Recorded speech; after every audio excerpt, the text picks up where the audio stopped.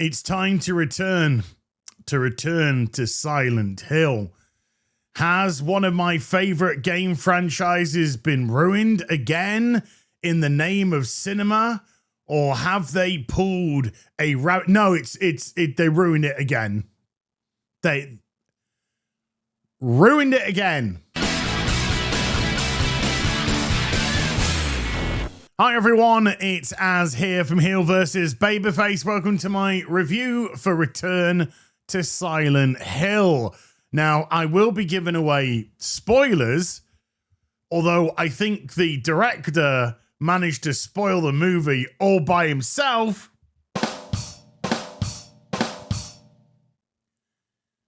Yeah, okay, I'll carry on. And I'll tell you what I liked about it, what I didn't like about it. Let's just say the former is going to be very quick indeed. But the latter is, well, this film's a bit of a disaster, to say the least. Now, this is likely just going to be a stream of consciousness video. So if you want to sit back and listen, by all means do. If you want something visual to look at, that's a little bit of me playing the Silent Hill 2 remake from last year? Or is it 2024? I don't know. Time has no meaning anymore. But let's get into Return to Silent Hill, shall we? Which allegedly is meant to be an adaptation of the Silent Hill 2 video game. It has some of its characters. It has James Sunderland. It has Maria/Mary. It has Angela and Eddie and Laura. It also, for some reason, has Dahlia Gillespie, but we'll get to that a little bit later on.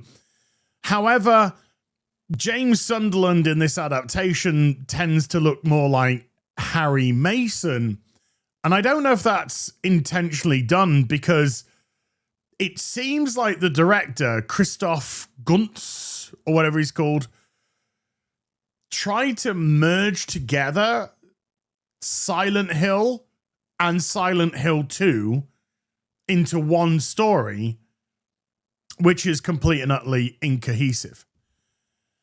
Now, I'm a huge Silent Hill 2 fan. It's one of my favorite games of all time.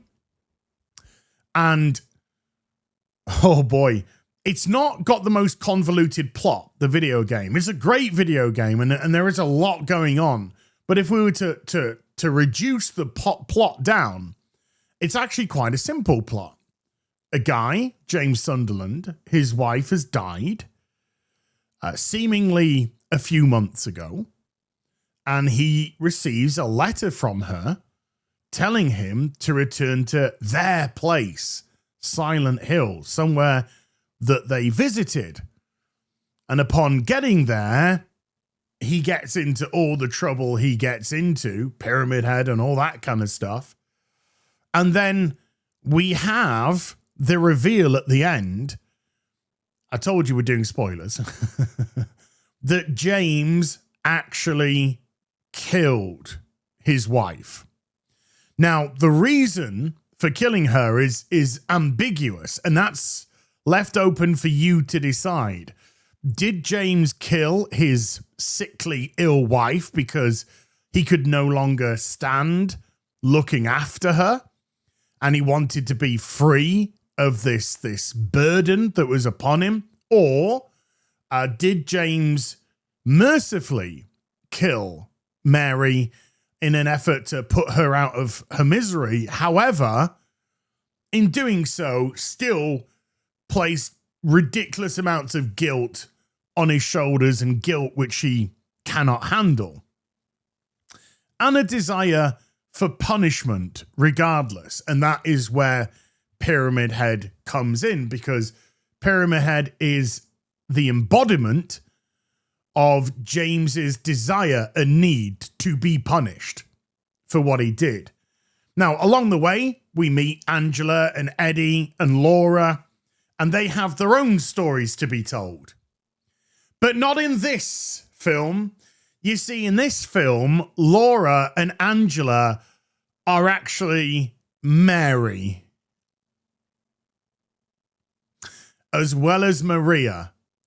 So Maria Angela and Laura are all different aspects of Mary, because Mary in this film is completely different to the Mary from the video games. This Mary is from Silent Hill, and that's where she meets James just outside of it. James in this movie is a stoner artist who drives around in muscle car Mustangs. And as Mary's trying to leave Silent Hill, he bumps into her. She changes her mind about leaving Silent Hill.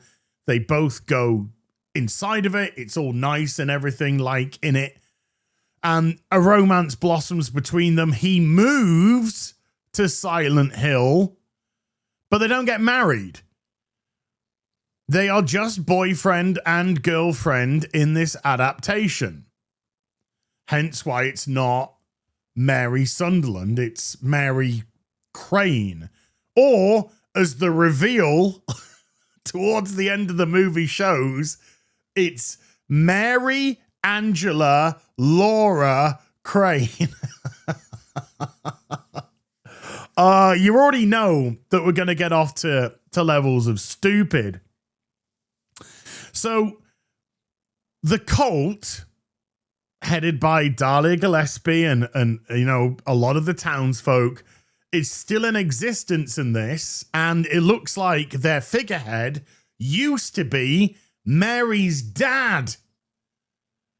What a coinkydinky-dinky-booky, eh? And so they're doing all these rituals with Mary, and James kind of comes in on a couple of them. They pretend nothing's going on. He follows them down to the sewers once and watches them do some weird stuff and kind of like rip Mary apart, but she comes back together. You know, it's the kind of what is quite going on in Silent Hill shenanigans. So in this movie, we start off with James getting drunk after the intro at a bar because he's unable to deal with the death of Mary.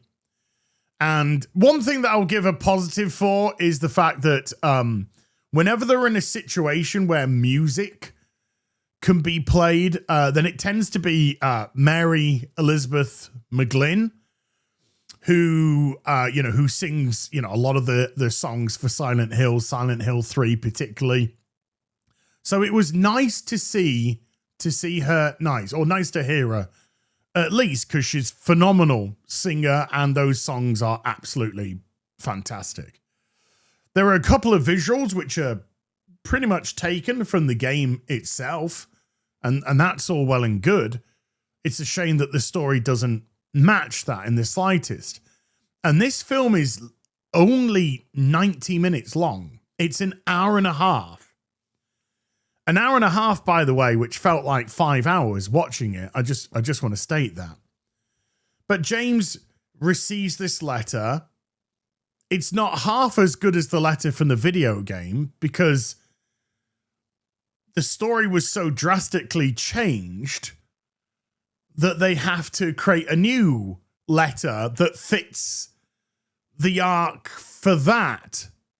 So he goes to Silent Hill and he finds, you know, some creatures walking around, and then the sirens go off and it becomes the hellscape that we know. Go to familiar locations, Lakeside Hotel, the hospital, stuff like that.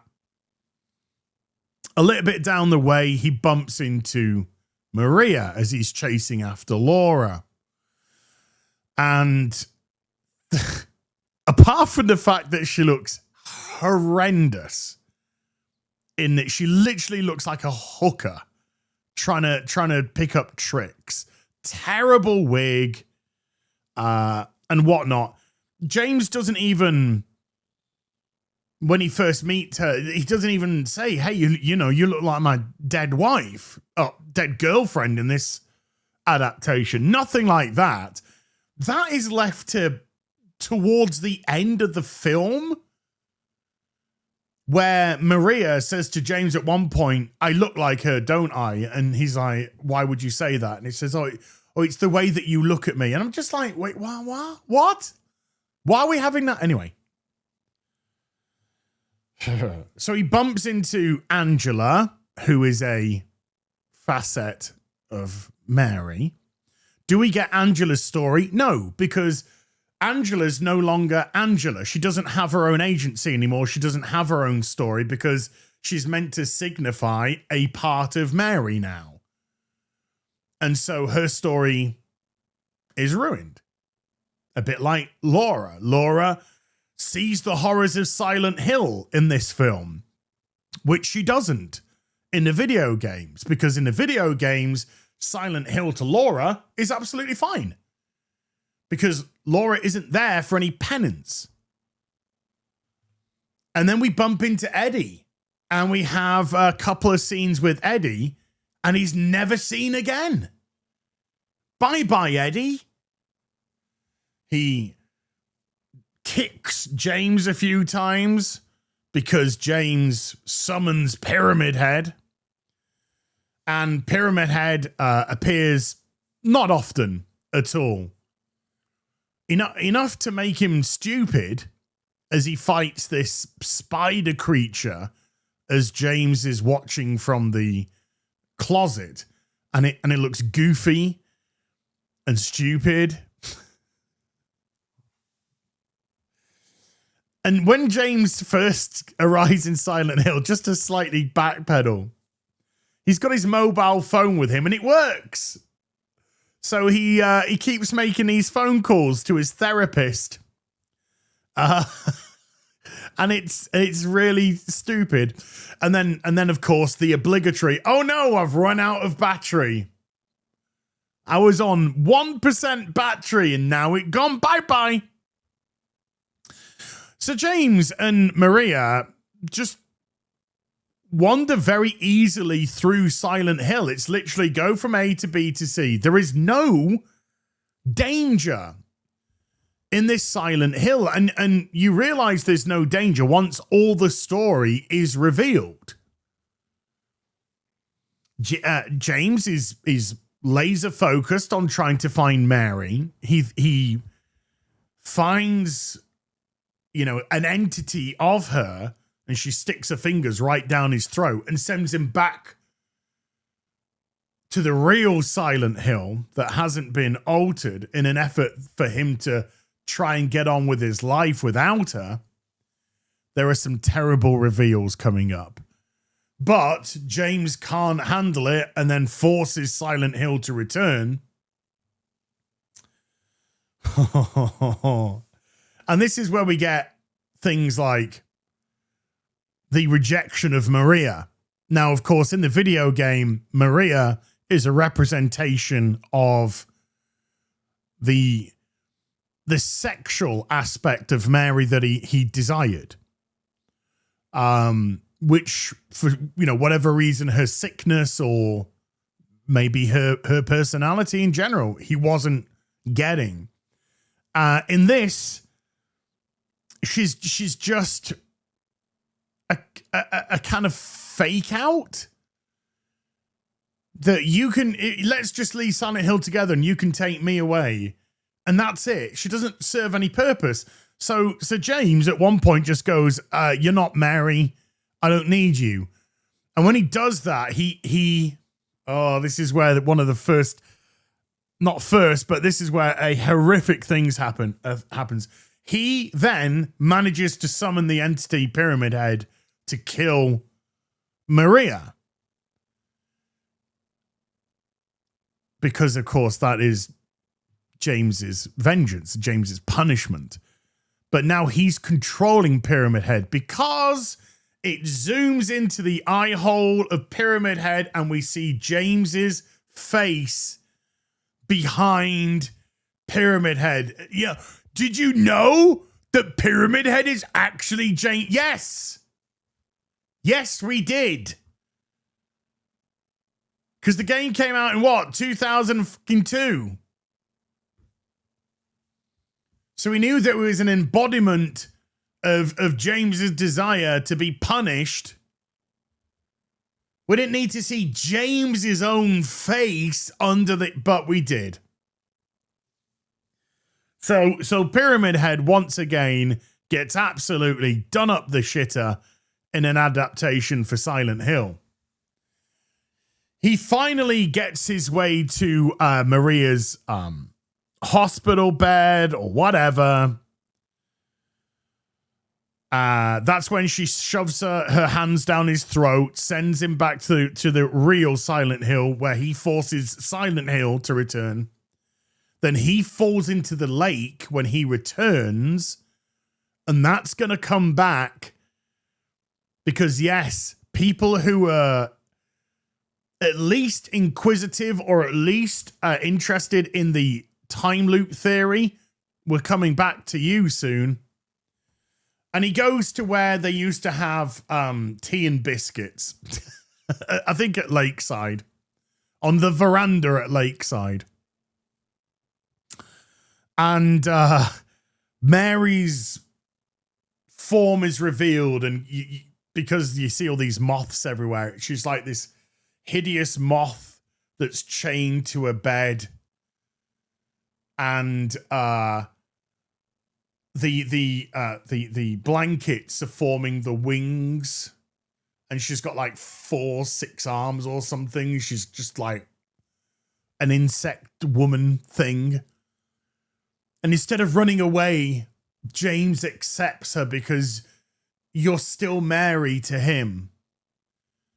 So everything's on fire around them. The floor falls away, but James is just floating. It's just flying now.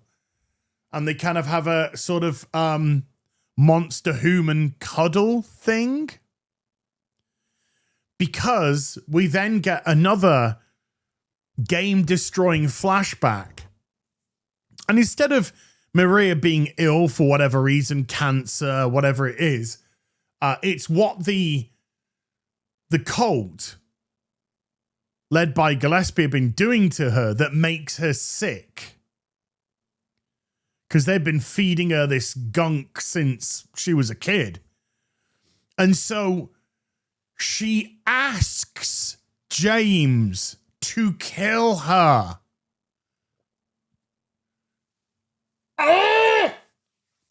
She asks James to kill her. So James suffocates her, takes a body. Well, then it materializes back to Silent Hill, but now we're in the safe Silent Hill, you know, just ash and everything going everywhere. He's carrying Mary's body, which now looks human, but it's wrapped up in blankets and stuff, but you'll see in a second it's human. He gets in his Mustang, he drives it to the beginning part of the game, and we get one of the game endings, which is known to be the canonical ending for Silent Hill 2, which is the driving into the water. He then decides to drive into the water and kill himself because he says, when I helped you die, I should have died that day as well, because you, me, baby, together forever, even though we're just boyfriend, girlfriend, not even married in this one. Why aren't we married? Fuck knows! So we get into the water, and James is holding a hand, and Mary looks like Mary, and we're at the bottom of the lake, and then the truck from the beginning of Silent Hill, the cutscene where Harry is driving, drives under the water and rams into them, and then it rematerializes right at the beginning of the movie where James is fucking around with his joint, and he smashes into Mary's luggage as she's trying to leave Silent Hill. And this time, instead of him saying, nah, I'm just going up the road, so she goes, okay, well, I'm going to go back to Silent Hill then. This time, because he remembers it all, he says, hey, I'm going to take you away from all of this. And he gets in his car, goes, vroom, vroom, and speeds off because the time loop theory, he's now set it to the beginning, but this time he's made the correct decision, which doesn't actually make any sense because that means that she would have still been fed the gunk since she was a kid by the cult for 30 odd years or however old she's meant to be in this. And that is the end of Return to Silent Hill. It is awful. It isn't in any capacity scary because the reveal of the story shows you that James wasn't ever under any threat.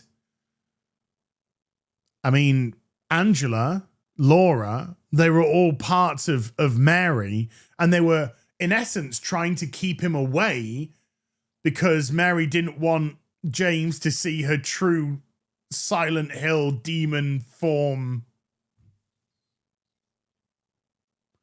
Eddie, in Out, Put the Kettle On. See you later, Eddie. And he controlled Pyramid Head because he realized that I can control. So there wasn't any threat. There wasn't any scares. There were a couple of cheap jump scares, but they were pretty much at the beginning of the film, and then they just stop. There's a couple of bits of nice imagery here and there, but for the most part, the makeup is abysmal, like abysmal. There's a scene in the broad daylight where James is meant to be having this full beard, and you can see the glue. You can see all the glue of the beard there, and it's so embarrassing. It's embarrassing. And when it was revealed, as you can see from the thumbnail, this is where Mary's dying and it's meant to be serious. And she tries to get a glass of water and she nearly falls out of bed. And instead of being like, oh, I'm dying laughing right now, which I don't think is the reaction that the director wanted. But there we go. Return to Silent Hill. It's I tell you one thing. I'll give you a positive. It felt like just a really bad movie from the 2000s. That's what it felt like. And it was nice just to have that feeling of, well, do you know what? I just saw a bad movie. Nothing, no messaging, no other that. This was just a bad movie, through and through. Oh, and I'm thinking $23 million budget. I know people that could do that budget and make that look a million times better, and also have a much better story. Anyway, so yeah, I'll give this 2 out of 10. It's appalling. It's not worth your time watching, and even when it comes out on streaming, it's not worth picking up in the slightest.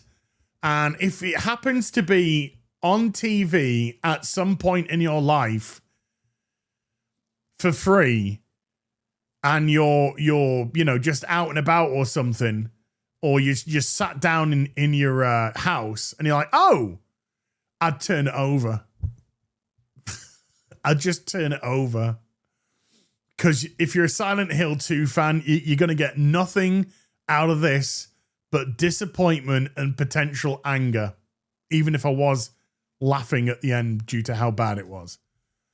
So there we go, folks. Return to Silent Hill. Please never return to the cinemas again. For somebody that allegedly loves Silent Hill, I don't know somebody who's butchered it more than Christoph Guntz, the director. So please, sir, just ça suffit. That is enough. And I'll see you guys and gals in the next video. Until then, you take care. Goodbye, Belubo.